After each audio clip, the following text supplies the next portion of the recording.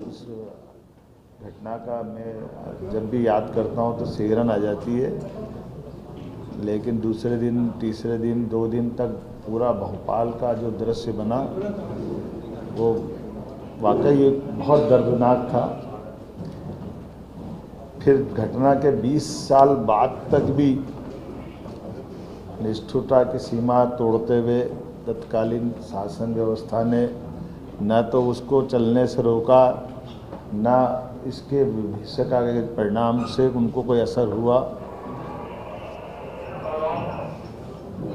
ये एक संयोग है कि इस प्रकार के सारे निर्णय करने में हमारी सरकार ने पूरी संवेदनशीलता के साथ प्रदेश की जनता के हित में किसी प्रकार की कोई भी निर्णय की अपेक्षा हो तो निर्णय त्वरित गति से करते हुए आगे बढ़ने का निर्णय किया। माननीय उच्चतम न्यायालय, उच्च न्यायालय, सभी प्रकार के विभागों के अलग अलग परामर्श, सभी प्रकार के सुझावों के बलबूते पर हमने भोपाल से लगभग 358 टन यूनियन कार्बाइड का कचरा, जिसमें 60% से ज़्यादा स्थानीय मिट्टी है, लगभग 40% सेवन नेफ्थॉल और अन्य प्रकार के केमिकल से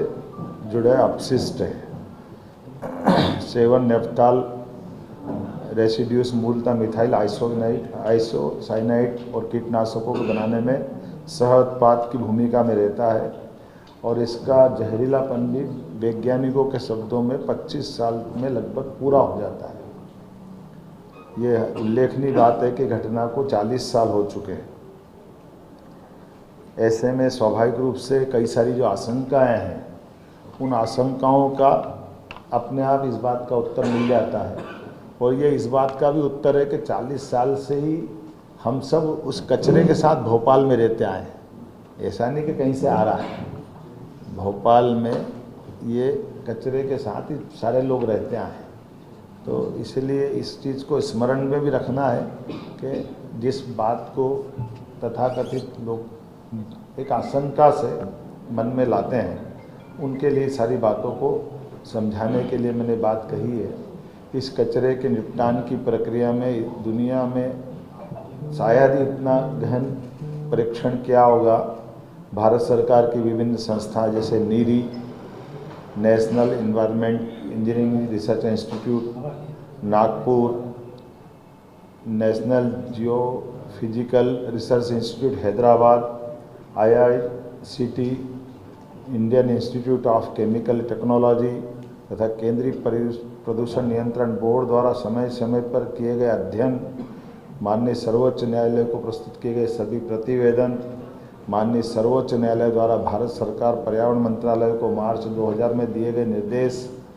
जिस 2013 में केरल राज्य की कोच्चि स्थित हिंदुस्तान, ये कोच्चि के संस्थान में 10 टन यूनियन कार्बाइड के समान कचरे का परिवहन कर ये हम पीथमपुर में ला करके जला करके इसका एक बार परीक्षण किया गया था TSDF ट्रायल रन, केंद्रीय प्रदूषण नियंत्रण बोर्ड की निगरानी में। और इसको सफलता के साथ न केवल तत्कालीन समय जलाया, बल्कि इसका परीक्षण की रिपोर्ट वैज्ञानिकों की उपस्थिति में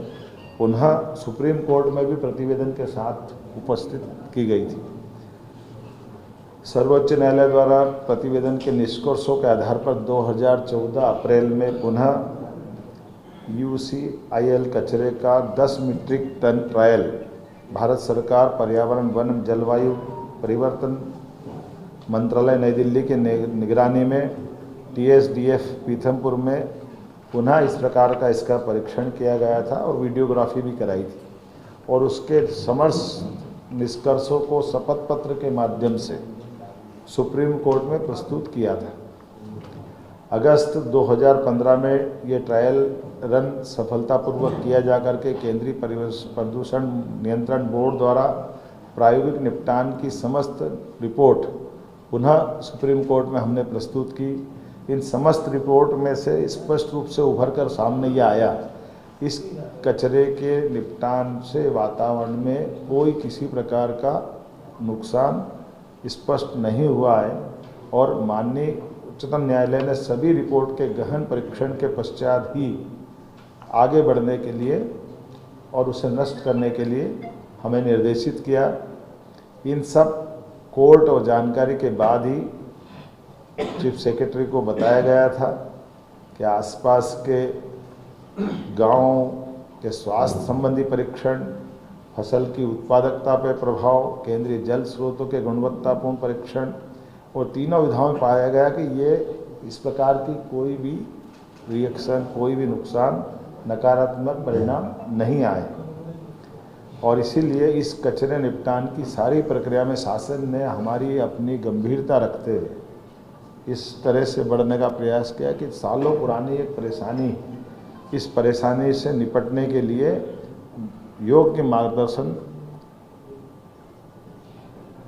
वैज्ञानिकों की उपस्थिति में